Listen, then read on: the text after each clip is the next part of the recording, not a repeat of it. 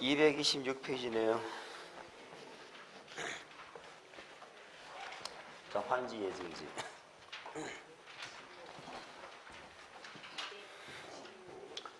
자, 우리가 환지 방식은 환지 계획을 작성해야 되죠.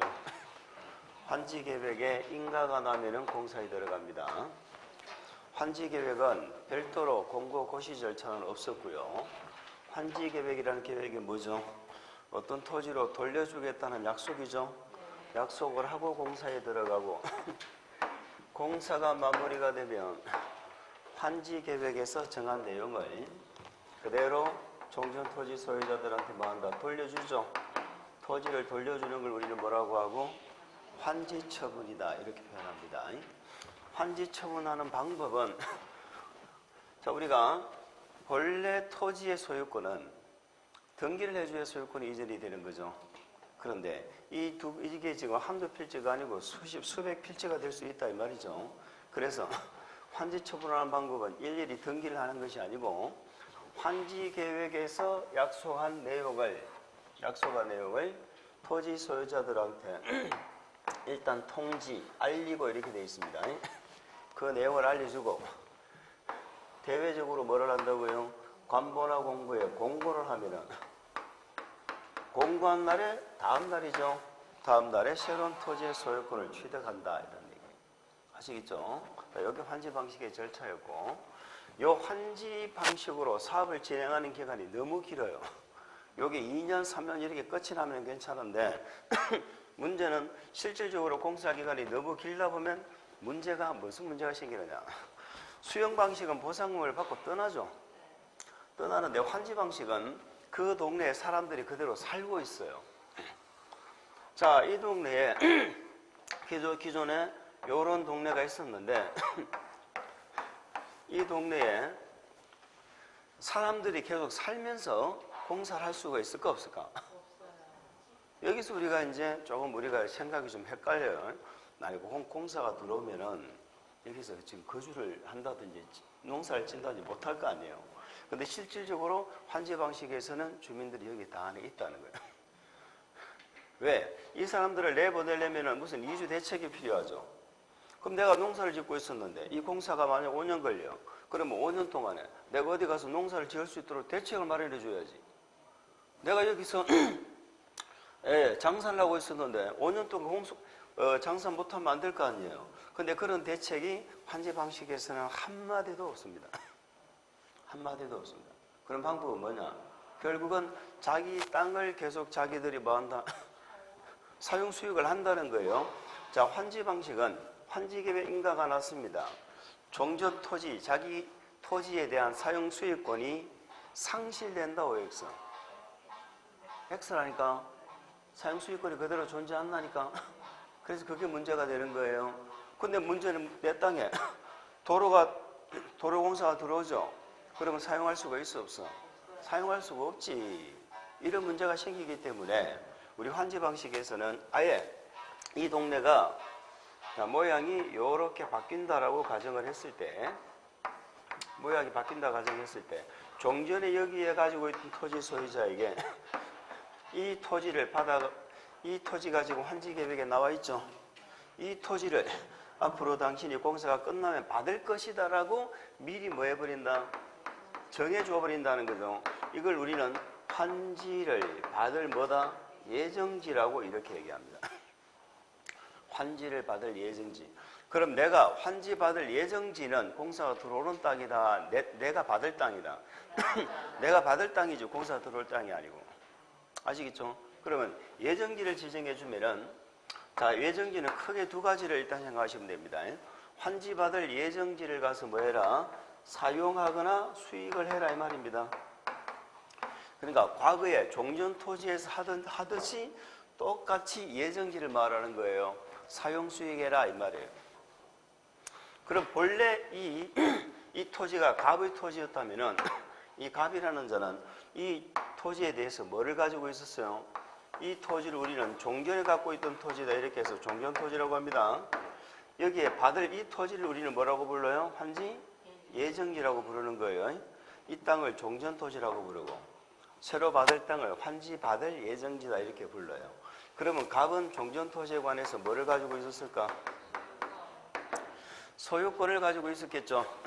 소유권이라는 것은 사용 수익뿐만이 아니고 뭐까지 다 가능한 거예요. 처분까지 모두 가능한 권리를 소유권이라고 부르죠. 그런데 이 갑은 예정지를 지정받는 순간 이제는 이 예정지를 가서 뭐 해야 된다? 사용 수익을 해야 된다 이런 얘기예요. 그러면 졸지에 소유권이 두 개로 쪼개지는 겁니다. 완전 물권인 소유권이 여전히 법적으로는 이 토지가 갑의 토지예요. 아직까지 공사 끝난 게 아니기 때문에 법은 하나도 바뀐 게 없어.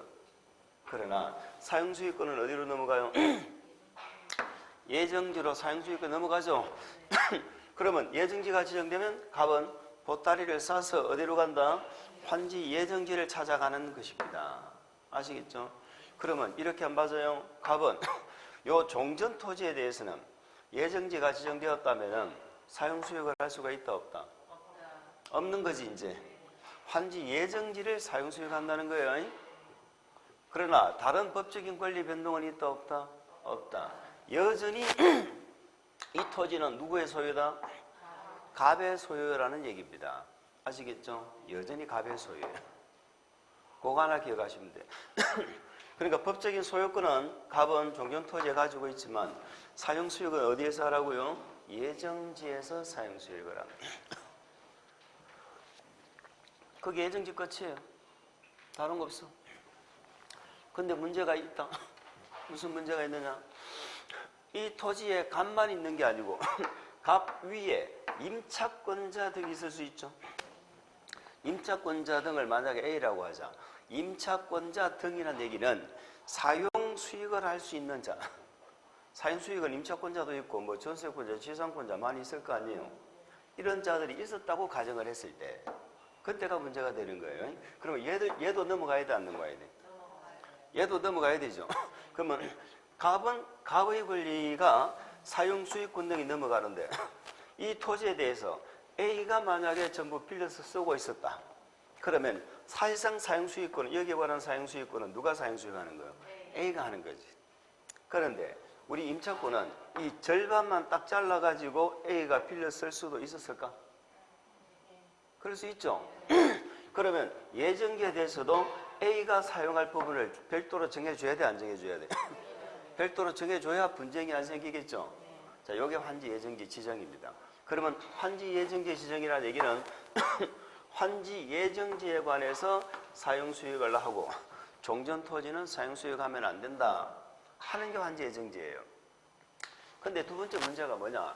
A하고 갑이 이렇게 임차권 등의 민법상의 계약을 체결했을 거 아니에요? 계약을 체결해야 A가 이 땅을 빌려 썼을 거 아니에요? 그러면 보증금이 얼마가 있고 계약금이 얼마가 있고, 계약금이라고 합니까? 임대료가 얼마가 있고 뭐 이런 게 있었을 거 아니에요? 그래서 보증금 1억에다가 임대료를 월 500만 원을 이렇게 지급하고 있었다고 가정을 합니다. 그러면 A와 갑은 이 계약을 체결할 때는 분명히 이 종전의 이 토지를 보고 계약서를 썼겠죠. 이 토지를. A도 이만한 가치가 있기 때문에 이런 계약을 체결했을 거다 이 말이에요. 근데 예정지를 지정하다 보면 지난주에 공부하셨지만 면적을 그대로 다 받아요? 줄여서 받아요? 토지 부담을 하게 되면은 한 절반 정도는 줄여서 받는 거죠. 그리고 종전하고 토지의 모양이 똑같을 수 없죠. 그래서 A 입장에서는 종전 토지는 굉장히 유용한 토지였는데 예정지를 지정받아서 예정지를 가보니까는 사용수익하는데 종전만큼 효용 가치가 떨어질 수도 있지. 그래서 A가 갑을 찾아가서 이렇게 얘기합니다. 야, 본래 이 토지 같았으면은 내가 이런 조건으로 계약을 안 했다. 그러니까 임대료 좀 깎아주라. 할 수 있습니다. 임대료 등에 반대로 그럼 갑은 A한테 찾아가서 뭐라고 그럴까? 종전에 내 토지가 이렇게 좋은 위치에 이렇게 생긴 모양의 토지였으면은 이렇게 계약 안 했다. 임대료 올려주라. 이렇게 할 수도 있어요. 이걸 우리는 임대료 등을 올려달라, 깎아달라고 할 수 있다. 이렇게 얘기합니다. 누가? 당사자가.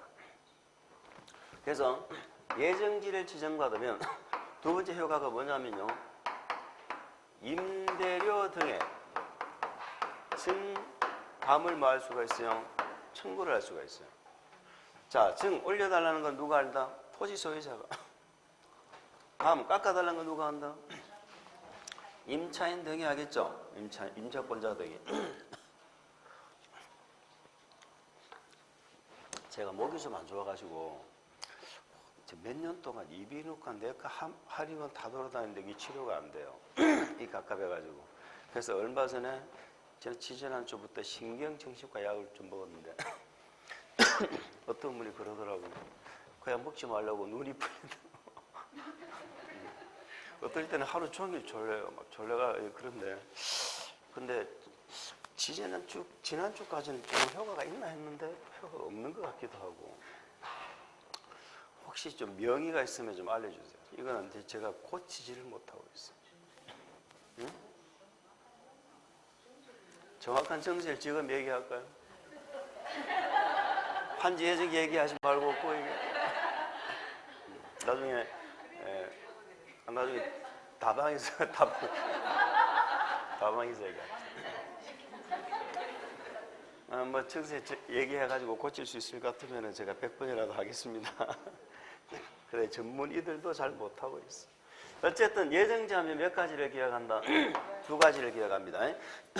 예정자면 환지 예정지에 가서 뭐하라고? 사용수익하라는 말은 사용수익 권능만 예정지로 넘어가는 것이지 소유권 자체가 예정지에 넘어가는 것은 아니다. 요거 하나 기억하시면 되겠죠. 갑은 예정지에 대해서 소유권 받는 거 아니에요. 환지 받을 예정이라니까요. 환지를 받은 게 아니고. 그럼 소유권 나중에 언제 받아? 환지 처분 공고가 떨어져야 그렇지 다음 날에 받는 것이다. 요거 두 개. 두 번째는 두 사람은 민법상에 체결된 계약 관계를 요렇게 조정을 할 수가 있다 없다?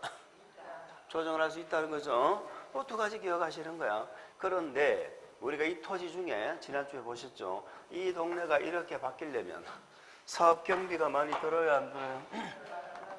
그 사업 경비를 노란자위 토지를 이렇게 딱 남겨둬가지고 이 토지를 처분해서 나중에 시행자가 사업 경비 충당을 합니다. 이걸 우리는 뭐라고 불러요?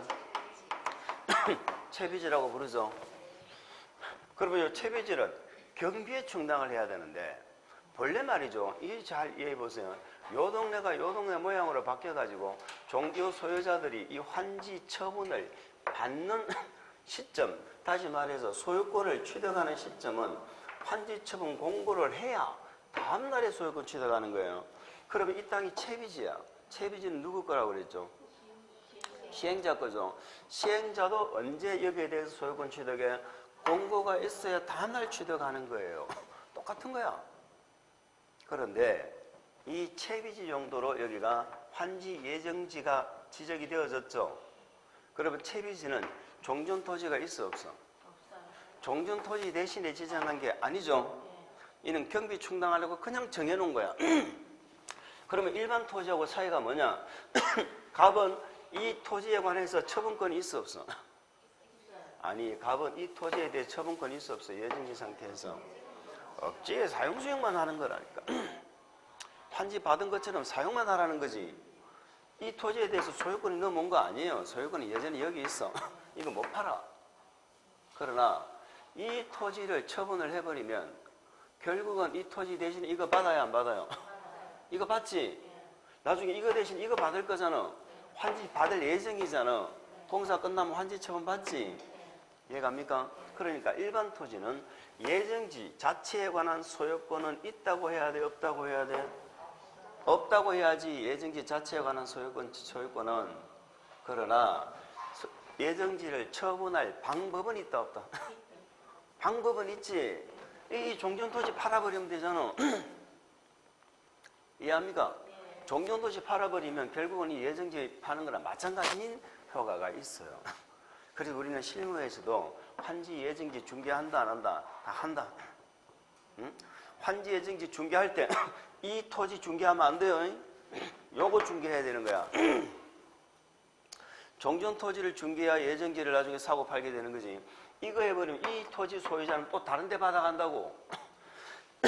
뭔 말인지 아시죠? 그럼 결론은 이런 얘기예요. 일반 토지는 처분권, 소유권 자체는 없지만은 사실상 처분이 가능해. 그러나 문제는 뭐냐? 채비지죠. 왜? 일반 토지는 종전 토지가 있으니까 종전 토지를 처분하면 되는데 채비지는 종전 토지가 없다면서 없으니까는 채비지를 팔아먹을 수가 없어요. 그래서 채비지에 관해서는 사용 수익 권능뿐만이 아니고 아예 여기서 처분권까지 줍니다. 처분권까지 줍니다. 요게 일반 토지와 채비지의 예정지 지정의 효과의 차이예요. 아시겠어요? 자, 이번 진도는 채비지는 요 두 가지가 있다는 것만 기억하시면 되는데 한 가지 더 이해를 하신다면 환지 예정지라는 요 제도 자체는요 공사가 장기간 진행되어 가지고 권리관계가 불안정할 때 권리관계가 불안정하단 말이 뭐지? 아니 내가 실제 있는 땅은 여기잖아. 근데 앞으로 받을 땅은 이거잖아. 다시 말해서 나는 여기서 지금 농사를 짓고 있지만 내가 실제 받을 땅은 저 땅이야. 그러면은 권리관계가 실제 내 마음속의 토지는 저기 있는 거잖아. 그래서 권리관계가 서로 불안정하다 이렇게 보는 거예요. 그럼 남의 땅에다가 나는 계속 투자를 하는 셈이 되는 거잖아. 그래서 그 권리관계를 빨리 안정화시켜주기 위해서 환지 받을 땅을 미리 뭐 해버린다? 정해줘버린다. 아시겠죠? 이걸 환지 예정지라고 하는데 이 환지 예정지 제도 자체는 반드시 있어야 되는 필수 절차는 아니에요. 그러니까 환지 방식도 예정지 지정 없이 끝날 수 있다 없다? 있다. 그 정도만 이해합니다. 1번의 의의안 보실까요? 시행자는 도시개발 사업의 시행을 위하여 필요하면 도시개발구역의 토지에 대해서 자 환지예정지를 맺을 환지예정지를 지정할 수 있다. 거기서 키워드는 할 수 있다로 잡으세요. 그러니까 필요하면 지정할 수 있는 것이지 반드시 지정해야 되는 건 아니에요. 226페이지예요. 자, 했죠? 그래서 첫 번째 문장은 환지예정지는 지정해야 된다, 지정할 수 있다. 그거라 일단 기억해. 이 경우 이해가는 거 볼까? 이 경우 종전토지에 대한 종전토지가 뭔지 아시겠죠? 종전토지에 대한 임차권자 등이 있으면 이해가죠? 있다면 해당 환지 예정지에 대해서 해당 권리의 목적인 토지 또는 그 부분을 아울러 지정해 줘야 됩니까? 이해가죠? A가 사용할 부분을 정해줘야 분쟁이 발생을 안 하지. 아울러 정해줘야 된다. 여기까지 이해가 되셨죠? 자, 그 다음에 예정지에서 우리가 한 가지 주의하신다면 용어야 용어. 이 땅을 뭐라 부른다고 이 토지를? 종전토지. 그러면 이 토지를 갖고 있는 갑을 뭐라고 부를까? 종전토지의 소유자. 그럼 A를 뭐라 부를까? 종전토지에 대한 임차권자 등이라고 불러. 임차권자 등. 아시겠죠? 한 번만 더. 갑을 뭐라 부른다고요? A를 뭐라 불러? 자, 이 토지를 뭐라고 부른다고요? 환지? 예정지라고 불러요. 그러면 이 예정지에도 소유자가 있었겠죠? 예정지에도 소유자 을이 있었고 예정자 위에도 임차권자 등 B가 있을 수 있죠? 그럼 우리는 을을 뭐라고 부르느냐 이 말이에요. 환지 예정지의 종전 소유자라고 부릅니다. 뭐라 한다고요? 환지 예정지의 종전 소유자. 그리고 B를 뭐라 불러? 얘는 임차권자 등이에요. 그러니까 얘는 종전 토지의 소유자가 임차권자 등이고 얘는 환지 예정지 소유자 임차권자 등인데 환지 예정지는 환지 예정지의 종전 소유자 이렇게 불러. 종전 소유자. 법에서 그렇게 불러. 왜? A가 지금 보따서 여기 왔잖아. 그러면 B 을은 여기에 있어 없어요? 을은 여기에 지금 있어 없어? A하고 갑이 지금 보따를 싸서 여기 예정지 지정받아 왔다니까.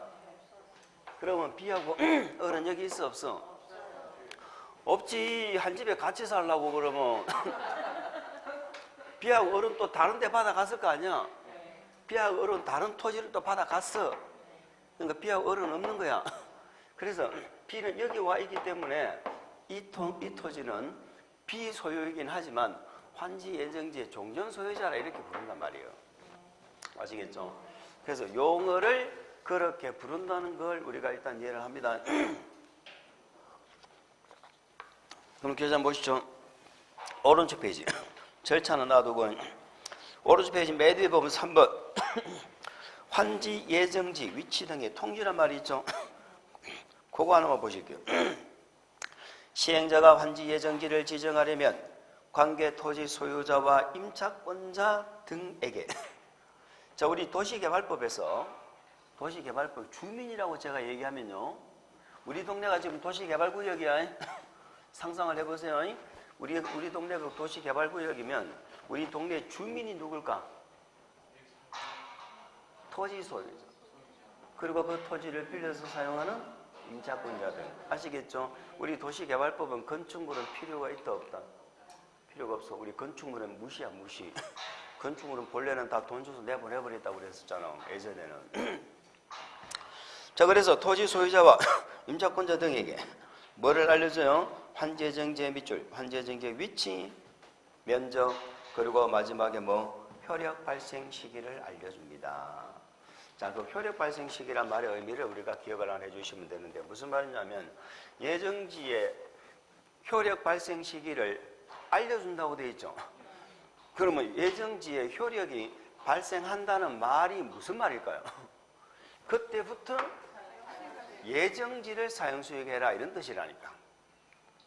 그래서 예정지를 사용수익하는 효력은 사용수익하는 시기는 우리한테 알려주는 효력 발생 시기다 이런 뜻이야. 그럼 예정지는 언제부터 사용한다? 효력 발생일로부터 사용하는 거야. 아시겠죠? 발생일로부터. 자, 그 얘기를 한번 해봅시다. 환지 계획에 인가가 났어. 그럼 만약에 환지 예정지를 지정한다면 여기서 뭐를 지정할까요? 환지 예정지를 지정합니다. 예정지를 지정해서 우리한테 통지를 해줍니다. 효력 발생 시기를. 그럼 효력 발생일로부터 예정지를 사용 수익을 하겠죠. 그러면 언제까지 사용 수익하느냐 하는 걸 우리가 한번 생각을 한번 해보실게요. 자, 환지 방식은 까지는 항상 예외가 없습니다. 환지 방식에서 까지가 두 군데 기억해야 돼. 두 군데가 나오는데 한 개만 기억해도 좋아. 까지는 여기까지예요. 환지처분 공고일까지야. 왜? 환지처분 공고를 해버리면 다음 날이 되면은 예정지입니까? 이제는 내가 환지 받았습니까? 다음 날 되면 소유권 취득한다니까. 그래서 이론상으로는 예정지는 환지처분 공고일까지가 예정지입니다. 그래서 환지 예정지는 언제부터 사용할까? 예정지 지정의 효력 발생일로부터 해서 언제까지? 환지처분의 공고가 있는 날까지 어디를 사용수익하고 환지 예정지를 어디를 사용수익하지 말고 종전토지는 사용수익하지 말고 그 얘기를 지금부터 읽어볼 거예요. 자, 그 밑에 양가로 3번 환지 예정지 지정의 효과가 있죠. 자, 크게 효과는 두 가지 보신다고 했어요. 사용수익권의 이전이라 되어 있죠. 환지 예정지가 지정되면 자, 종전토지 소유자 임차권자 등은 괄호 묶으세요. 이런 용어를 이번에는 이제 빨리 익힙니다. 얘들 누군지 아시겠죠? A하고 갑이죠. 자, 그 다음에 또 괄호 묶으세요. 환지 예정지 지정에 효력 발생일로부터 언제까지? 환지 처분이 공고되는 날까지. 자, 그 괄호 안에 밑줄 한번 그어봅시다. 효력 발생일. 괄호 안에 방금 괄호 묶었잖아. 효력 발생일. 그 다음에 환지 처분이 공고되는 날까지. 언제부터 언제까지 아시겠죠? 예, 그건 그런 것들은 이해하는 거다, 암기하는 거다. 이해를 해야 돼. 이해가 선행되어야 암기가 되지. 무슨 말인지를 알아야 내가 암기를 할 수 있는 거야. 무슨 말인지도 모르면서 무조건 외우는 것은요, 그 시간은 10분도 안 가. 여러분들 많이 외우죠? 중개사법, 공시법, 세법 이런 거 많이 외울 거 아니에요? 그 며칠 가요? 나 지금 머릿속에 없어. 그거는 정말로 더 열심히 해야 돼. 그렇게 외우는 건 더 열심히 해야 내 머릿속에 남아. 그러나 우리가 무슨 말인지를 알고 나중에 반복해서 내 머릿속에 저장을 시키면요, 그래 오래 간다니까. 그래서 자꾸 제가 이해를 하라고 하는 거야. 효력 발생일부터 사용하는 것이고 환지처분 공고가 되는 날까지 예정지예요. 까지. 자, 환지 예정지는 해당 부분에 대해서 밑줄 한거 볼까? 종전과 같은 내용의 권리를 말할 수 있다. 행사할 수 있다. 그런데 그 다음 밑줄 긋습니다. 종전의 토지는 사용하거나 수익할 수 없다. 종전의 토지를 괄호로 한번 더 묶어볼까? 자, 그러니까 결국은 뭐예요? 종전 토지는 사용 수익하지 말라는 거죠. 그리고 예정지를 똑같이 사용 수익하라는 거죠. 그런 얘기가 되겠습니다. 자, 그 다음에 2번은 뭐냐? 사용 수익 개시일에 별도 지정이라고 되어져 있죠. 자, 이 말은 무슨 말이냐면 예정지를 지정해 주는데요. 예정지를 지정해 줄 이유가 뭐예요? 내가 받을 땅은 도로공사가 안 들어올 거 아니에요, 쉽게 말해서. 근데 문제는 내가 받을 땅에 가보니까 지작물이 있는 거야. 기존에 건축물이나 공작물이 있거나 나는 건물을 지어야 되는데 내가 본래 땅이 건물 지었던 땅인데 내가 건물을 지을 수 있는 대주 조성이 안 되어져 있을 수도 있죠. 그럴 때는 나는 사용수익을 사실상 할 수 있다 없다? 없다. 이럴 때는 별도로 사용수익을 할 수 있는 날을 나한테 별도로 정해줄 수 있다 이 말이에요. 그러면 그때부터는 효력 발생일부터 사용할 수가 없지. 없고 별도로 정한 날부터 사용수익 한다. 그럼 우리 여기서 뭐만 하시면 돼? 사용수익 시작할 날을 별도로 정해줄 수 있다 없다? 있다. 그것만 하시면 되는 거예요. 정해지면 그때부터 언제까지? 그렇지. 환지처분 공고가 있는 날까지. 까지는 다 환지처분 공고가 있는 날까지입니다. 자, 그 2번 보세요. 시행자는 환지 예정지를 지정한 경우에 해당 토지를 사용하거나 수익하는데 뭐가 있어? 장애가 될 물건이 그 토지에 있거나 그 밖에 특별한 사유가 있으면 이해하시죠? 그 다음 밑줄 227페이지 펴세요. 227페이지 227페이지에 거기 중간에 방괄호 2번 봅니다. 맨 끝에 밑줄 그 토지의 사용수익 시작할 날을 따로 정할 수 있다라고 되어 있죠. 그러니까 원칙은 언제부터 사용하는데? 효력 발생일. 따로 정해주면 따로 정해주는 날부터 언제까지? 환지처분 공고가 있는 날까지. 이해하실 수 있죠? 수인 의무는 뭐 우리 시험에 물어보진 않은데 일단 뭐 다음에 보면 되고. 4번 하나 보세요. 채비지. 자, 채비지 동그라미 쳐볼까요? 제목에. 자, 시행자는 괄호 묶으세요. 채비지 용도로 환지 예정지가 지정된 경우 무슨 말 하고 싶은 건지 아시겠죠? 일반 토지는 사용수익만 하는데 채비지는 사용수익뿐만 아니고 뭐까지? 처분까지. 그래서 도시개발사업에 드는 비용을 충당하기 위하여 이를 밑줄 사용 또는 수익 거기다가 처분이란 말에 동그라미를 특히 주세요. 사용수익 처분까지 할 수 있다. 자, 그래서 우리는 크게 예정지를 사용수익한다라는 말을 이렇게 지금 여러 가지 글을 읽은 거예요. 내용은 또 그 말입니다. 자, 두 번째 효과가 뭐든가 A하고 갑은 민법상의 계약을 체결했죠. 그런데 사용할 토지가 달라졌죠. 그래서 그 계약 조건을 변경할 수 있다 없다? 있다. 그 계약 조건을 변경하는 내용이 크게 두 가지입니다. 자, 첫 번째가 사용 수익을 할 수 있다라는 게 현지 예정지의 첫 번째 효과고, 자, 두 번째 효과는 임대료 등의 정담 청구죠. 임대료 등을 올려달라 깎아달라 해가지고 둘이서 합의가 되어가지고 계속해서 사용하면 문제가 있어요 없어요? 없지. 임대료 좀 올려줘. 그러니까 알았어 올려줄게. 깎아줄게. 그러면 아무 문제 없잖아. 근데 문제가 없는데 문제는 뭐냐? 아까 A 임차권자 등이 예정지를 가보니까요. 예정지에서는 종전에 하던 사업을 도저히 할 수가 없는 경우가 있잖아. 종전의 목적을 달성할 수가 없다. 이런 경우는 예정지를 사용할 수가 없죠. 그때는 A가 갑을 토지 소유자를 찾아가서 우리 계약 깨자. 이렇게 할 수 있습니다. 계약을 뭐 해버리자? 해지해버리자. 이걸 우리는 권리를 포기하거나 계약을 뭐 해버릴 수 있다? 해지해버릴 수 있다 이렇게 표현해요. 무슨 말이냐? 자 보세요. 아까 임대료 올려달라 깎아달라 할 수 있다고 그랬는데 택도 없이 올려달라 깎아달라 요구하면 계약을 유지해야 된다, 깰 수 있다. 그런 얘기예요. 그때도 권리를 포기하거나 계약을 해지해버릴 수 있습니다. 내가 농작물을 심어놨는데 계약 포기해버릴 수 있어. 아시겠죠? 계약 해지해버릴 수 있어. 그러면 이제 두 가지가 나오는 거예요. 첫 번째는 임대료 등의 증감 청구를 통해서 원만하게 둘이 합의가 된 경우, 요 경우는 이걸로 끝이야. 두 번째는 원만하게 합의가 안 되거나 아니면 아예 목적이 달성이 안 되지. 그럴 때는 권리를 포기하거나 계약을 뭐 해버려? 해지해버려. 두 가지가 나오는데 두 가지의 차이는 뭐냐면 권리를 포기하거나 계약을 해지하게 되면요, 손실보상의 문제가 발생합니다. 내가 권리 포기해버렸잖아. 내가 손실이 발생하지. 그동안 계약을 해지했죠. 계약금 받아 나가야지. 계약금. 근데 문제는 아직 계약기간이 많이 남았죠. 그럼 민법상의 계약기간이 남았는데 토지 소유자가 보증금을 내줘야 될 의무가 있다 없다? 없지.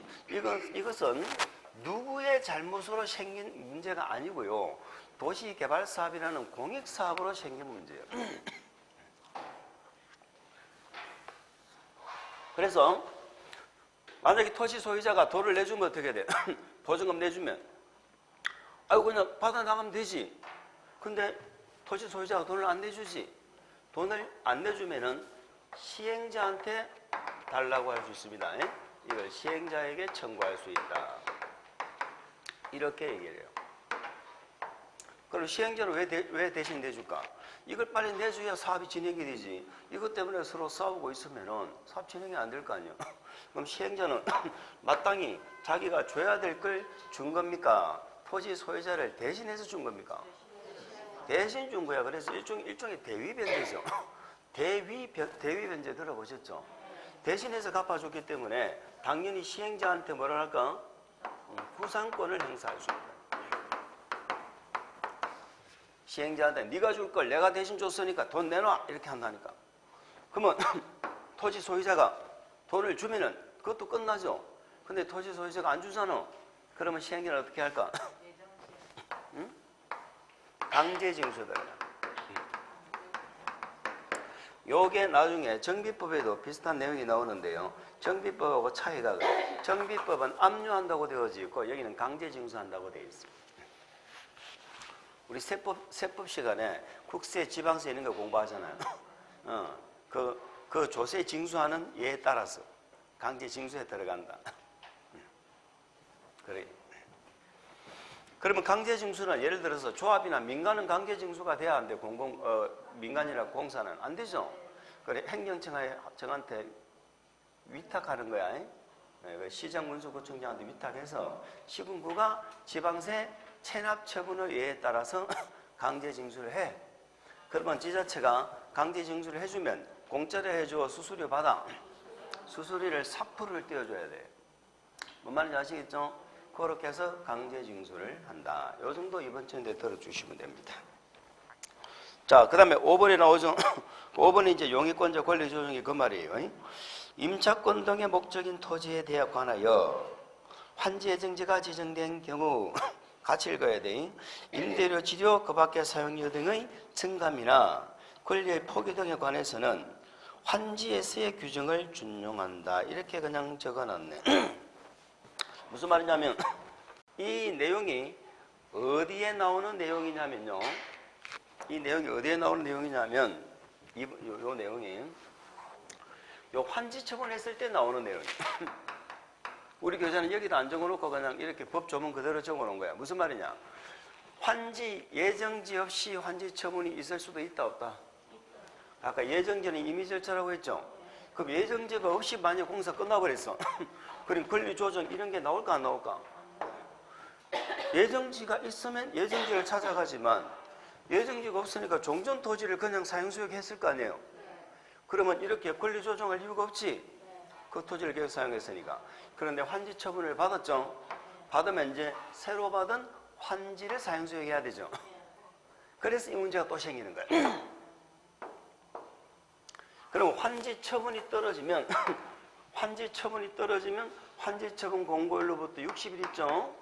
60일 내에 임대료 정감을 청구하든지 아니면 권리를 포기하거나 계약을 해지하든지 이렇게 해야 되는 거예요.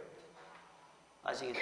그러니까 환지 방식에서는 요렇게 요 2번에 관한 내용이에요.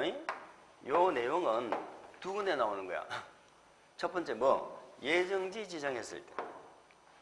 예정지 지정하면 효력 발생일로부터 60. 우리 책에 그거 나와 있습니까? 근데 우리 책에는 세 번째 줄에 환지예정지 지정 효력 밑줄 밑줄 긋습니다. 환지예정지 지정 효력 발생일로부터 며칠이 지나면 60일이 경과하면 행사할 수 없다 라고 되어져 있죠.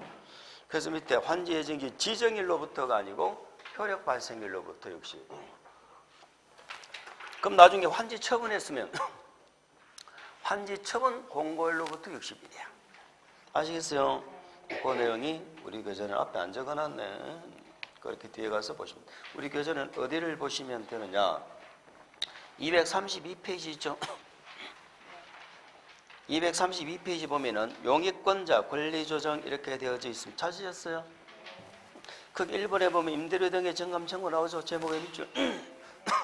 제목의 밑줄. 임대료 등의 정감 청구. 232 공법책 가져온 거 맞죠? 232에 보면은 거기 5번에 용익권자 권리 조정 나오잖아. 거기 제목이 임대료 등의 정감 청구 밑줄. 저 밑에 2번에 권리 포기 등 밑줄. 그러니까 내용이 두 개라고. 임대료 등의 정감 청구하는 거하고 권리 포기 계약 해지하는 거하고. 아시겠죠? 두 개다 이 말이에요. 그 내용이 방금 제가 설명드린 내용이에요. 설명드린 내용이고 어떻게 해야 돼? 그대로 똑같이 종전과 같은 조건으로 가야 된다 이 말입니다. 아시겠어요? 이렇게 보시면 됩니다. 예정지는 그대로 끝냅시다. 예정지는 그대로 끝을 내도록 하겠습니다. 자, 예정지는 일단 이번 진도는 두 가지 정리했어요. 예정지를 사용수에 가는 거지 소유권 자체가 넘어가는 게 아니에요. 그런데 민법상의 계약 체결 조건을 이렇게 바꿀 수가 있어요. 임대료 등의 정감 청구하고 아니면 권리 포기 계약이죠. 요 두 가지를 보셨고 우리 시험에는 거의 예정지를 물으면 90% 이상 요 두 가지를 물어. 다른 것도 뭐 한두 번 나온 적도 있는 부분이 있습니다만 지금 신경 쓸 거 없어요. 자, 됐고 그 다음에 마지막 4번에 이제 환지 처분입니다. 환지 처분은 우리가 지난주에 환지 계획에 대해서 공부를 하셨잖아요. 환지 처분은 제가 공부할 게 없습니다 라고 했습니다. 시험에는 자주 나와도 공부하실 게 없어요. 왜요? 환지 처분은 반드시 무슨 내용대로 해야 됩니까? 환지 계획대로 반드시 해야 돼. 환지 계획과 다르게 한 처분은 무효입니다. 무효입니다. 자, 환지 계획. 요거 대답 한번 해주실까? 환지 계획은 누구한테 인가를 받아? 누구한테 인가 받아? 제주도는 누구한테? 세종시는 우리 지금 도시개발법에 안 나오죠.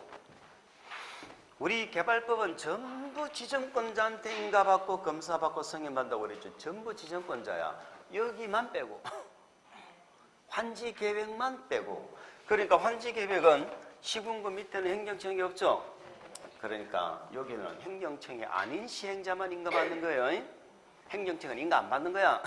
행정청이 시행자는 뭐만 하면 돼? 작성만 하면 된다고 그러잖아. 작성만. 두 번째, 환지 계획도 계획이니까 공람해요 안 해요? 공람하지? 우리 개발법에 주민 의견을 안 듣는 계획이 앞에 하나 나왔죠?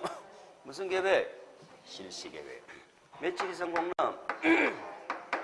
반영 여부가 며칠 참고로? 환지 방식에서요. 60일이 세 군데 나오거든. 오늘 두 군데 들어봤네. 아까 권리 조정하는 거 60일. 여기 60일. 권리 조정하는 60일은 우리 시험 물어봤지만 얘는 물어본 적은 없어. 근데 60일, 아주 중요한 60일이 하나 더 남았어요. 환지 방식에 60일이 세 번 나와. 자, 그 다음에 환지 계획에 뭐도 공부하셨어요? 내용 공부했죠? 그 다음에 환지 계획의 작성 기준 공부했죠? 위지면 토수리관 기억나요? 위지면 토수리관 등을 종합적으로 고려해가지고 지난주에 다 적은 겁니다. 토지 대신에 토지로 돌려준다. 무슨 한지? 평면한지. 돈으로 돌려준다는 건 환지를 안 주는 거지. 그 다음에 입치한지도 있었죠. 입치한지는 뭘로 주는 거? 아파트를 다른 말로 정확하게 말하면 그렇지. 집합건물 주는 거예요. 집합건물은 뭐라고 불러? 건축물의 일부와 그 건축물이 있는 토지에 공유 지분 주는 거죠. 요걸 입체환지다 이렇게 부르는 거예요. 그리고 우리 시험에 2년 전에 물어봤어.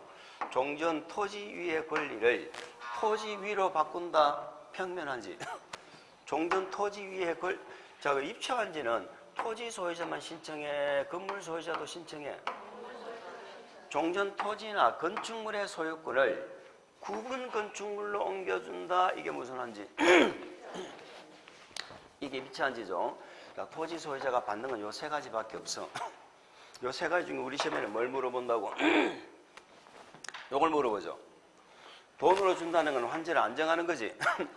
환지 방식에서 환지로 안 주고 돈으로 내주는 것은요, 예외라니까, 예외.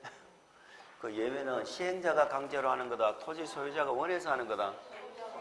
원해서 하는 거잖아. 입체한지도 마찬가지잖아. 기억 안 나시는 분은 지난주 강의를 꼭 참고하시기 바랍니다.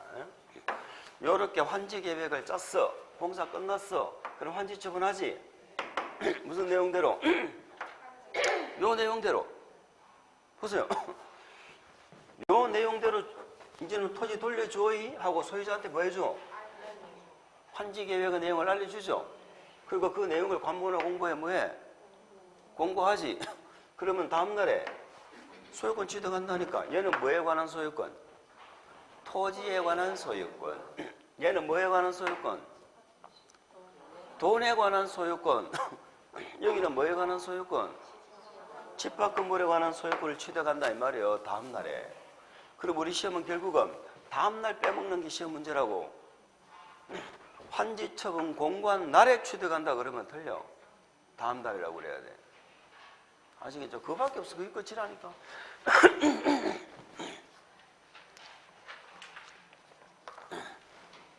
자, 근데 말이죠. 우리 교재는 뭘 보시느냐. 이번 진도는 다음 페이지 4번 환지 처분 공고의 효과 4번을 보시겠습니다. 1번 봅니다. 환지 계획에서 정하여진 환지는 돼 있죠. 환지는 밑줄 230페이지 저 밑에 4번 환지 처분 공고의 효과 1번 환지 계획에서 정해진 환지는 밑줄 그으라고. 그 다음부터 괄호로 묶으세요. 환지 처분이 공고된 날의 다음 날부터까지 괄호 다음 날 동그라미 종전 토지로 본다 밑줄 밑줄 그었어요? 그럼 괄호로 묶은 걸 빼고 읽어보면은 환지를 뭘로 본다? 종전 토지로 본다는 거지. 환지를 종전 토지로 본다는 말이 무슨 말이에요? 보세요. 새로 받는 토지를 종전 토지로 보라고. 얘를 얘로 본다는 말은 여기 종전 토지 위에 각종 권리들이 있었을 거 아닙니까? 이 권리들이 새로 받은 환지로 넘어온다 이 말이에요. 아시겠죠? 그러면 종전 토지에 저당권이 있었어. 어디 저당권이 어디로 넘어와? 환지로. 언제? 다음 날. 그렇지. 다음 날. 그 키워드는 다음 날이야. 환지를 다음 날에 종전 토지로 본다. 두 번째 줄 봅니다. 괄호 묶으세요. 환지 계획에서 환지를 정하지 아니한 종전 토지에 있던 권리. 환지를 정하지 아니한 밑줄. 이 말이 무슨 말인지 이해갑니까?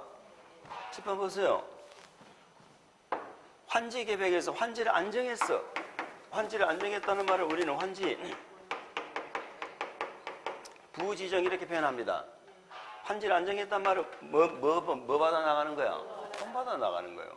그러면 돈 받아 나가는 자의 권리, 내가 이 땅을 갖고 있었는데 나는 토지를 안 받고 돈 받아 나가. 그러면 이 토지에 관한 나의 소유권은 그대로 있어야 돼, 소멸해야 돼? 그러지, 소멸해야지. 그런데 요거 하나 주의하셔야 돼요. 돈은 다음날 받는 거 맞아요. 그러나 그 위에 권리는 소멸을 해야 되는 거야. 그러면 소멸은 다음날에 소멸해야 되느냐, 이게 문제가 되는 거예요. 우리 지금 그걸 물어봐. 보세요. 오늘 환지처분 공고했어. 오늘 밤 12시가 됐어. 12시가 되는 순간 0시, 요게 다음날이잖아. 다음날부터 새로운 소유권을 취득하는 거야. 그런데 내 소유권이 여기 종전에 있었는데 나는 돈을 받아 나간다니까. 그럼 내 권리는 소멸을 해야 되는데 여기에 오늘로서 끝나야 될까, 0시까지 가야 될까? 만약에 0시까지 다음날까지 가면요, 두 개의 소유권이 부딪히잖아. 소유권끼리는 양립을 못한다며. 그래서 소멸은 다음날이라고 하면 돼, 안 돼? 안 돼. 뭐라고 해야 돼?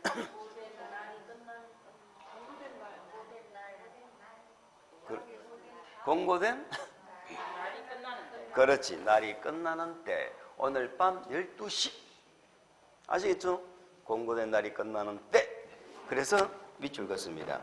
환지처분 공고된 날이 끝나는 때 소멸. 소멸에 동그라미 치고요. 그걸 끝나는 때를 다음 날이라고 바꿔서 물어봅니다. 소멸은 다음 날 하면 안 돼. 그래서 다음 날 하면 안 되는 거 딱 두 군데가 나와. 자, 그래서 토지 받는 자는 다음 날 토지 받는 거 맞죠? 그거 뭐라고 표현했어? 환지를 종전 토지로 본다. 두 번째, 돈 받아 나가는 자 권리 소멸을 언제 소멸해? 환지처분이 공고한 날이 끝나는 때에 소멸하죠. 이 두 가지 보셨어? 이제 입지 앉아 봐야지. 자, 그런데 그 이번에 종전 토지에 존속하는 권리, 그거는 이번 진도에서 안 봅니다. 오른쪽 페이지로 갑니다. 3번 입치 앉아 봐야죠. 입치 앉아에 따른 소유권 저당권이죠. 환지 계획에 따라 환지 처분 받은 자 돼 있죠. 그 환지 처분 앞에다가 입체라는 말을 넣어주세요. 입체.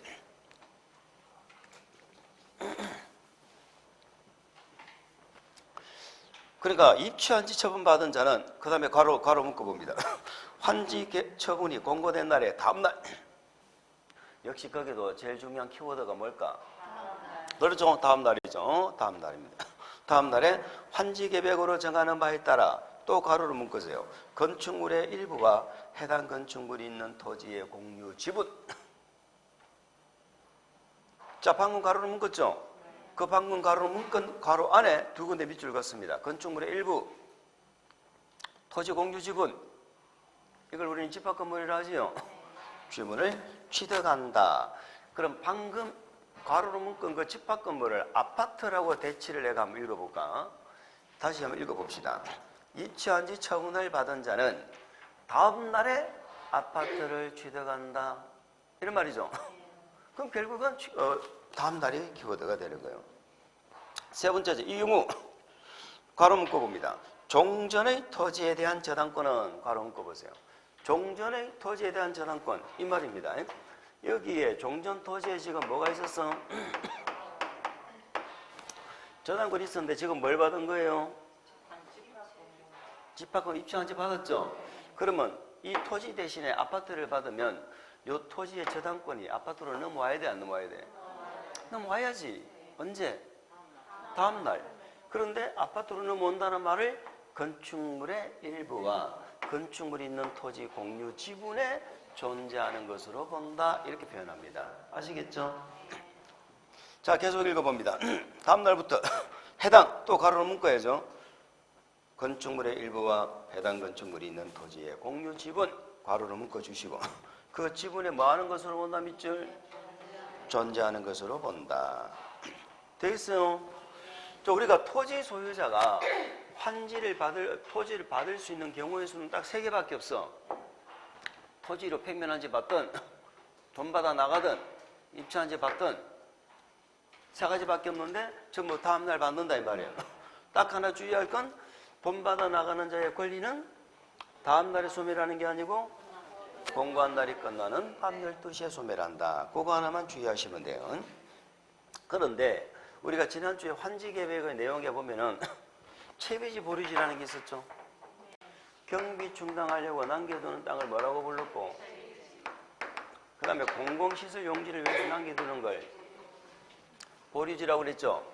둘 다 토지 소유자들한테 돌려주는 거, 안 돌려주는 거? 안 돌려주는 거라고 그래서 요 두 개를 묶어서 보류지라고 부르기도 합니다. 요거는 3, 4월 과정에서 다시 설명을 드릴 거예요. 그러면 결론적으로 이런 얘기죠. 넓은 의미로 보류지는 채비지까지도 포함하는 개념이에요. 좁은 의미로 보류지는 공공시설 용지를 말하는 거예요. 어쨌든 채비지는 누가 가져간다고 했어요? 시행자 거죠. 보류지는 누가 가져간다고 했어? 환지계획에서 정한자가 가져간다고 그랬죠? 환지계획에서 정한자가 가지고 간다. 근데 다 언제 가져가? 다음날. 아시겠죠? 그럼 키워드는 결국은 토지 소유자가 가져가는 것이나 시행자나 환지계획의 정한자가 가져가는 것이나 다음날 가져가는 건 다 똑같은 거야. 다음날이 아닌 것만 주의하면 돼. 자, 채비지. 동그라미 1번 표 밑에. 다만 환지예정지가 뭐죠? 그 말을 먼저 적어놨네. 자, 그 표를 보세요, 그럼. 채비지는 누가? 시행자가. 언제? 시독 시점. 환지처분 공고된 날에 다음날 동그라미 치고 시행자 밑줄 긋고. 보류지는 환지계획에서 정한자가 역시 다음날 그런 뜻이고, 밑에 다만은 예외가 있죠. 환지예정지가 괄호로 묶어보세요. 채비지 용도로 지정된 경우 이미 처분된 채비지는 거기까지 묶어보세요. 이미 처분된 채비지 거기 밑줄. 아까 기억나세요? 예정지 지정되면 일반 토지는 사용수익만 하는데 채비지는 처분이 됐잖아요. 그러면 채비지를 예정지 상태에서 팔아버렸죠. 그 말이에요. 팔아버렸으면 누가 가져가? 그렇지, 산 사람이 가져가는 거야. 산 사람이. 언제 가져가? 그래서 이제 그것만 주의하시면 되는 거야. 우리가 여태 공부하신 건 다음 날에 가져간다고 개발법에서 정해놓고 있었는데, 이 예정지 상태에서 팔아버리면 그거는 민법상의 계약이 되어버리는 거야. 민법상의 계약이 되어버리기 때문에 이건 등기를 해야 돼. 요거는 다음 날 하면 안 돼.